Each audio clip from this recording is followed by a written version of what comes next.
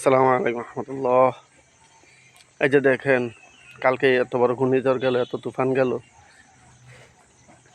উপকূলবাসীর কি পরিস্থিতি। আমরা তো অনেক শান্তিতেই আছি। আল্লাহ পাক রব্বুল আলামিনের কাছে আমরা শুকরিয়া আদায় করা দরকার যে আমরা কত শান্তিতে আল্লাহ রেখেছেন। অনেকের ঘর দুয়ার সব শেষ হয়ে গেছেন, আবার অনেকের ঘরের উপরে ফানি ফানি কি ফানি, কত মানুষের কত কষ্ট, অনেক মানুষ মারাও গেছে। আমরা আল্লাহর কাছে শুকরিয়া আদায় করা দরকার যে আল্লাহ আমাদেরকে বাঁচায় রাখছেন।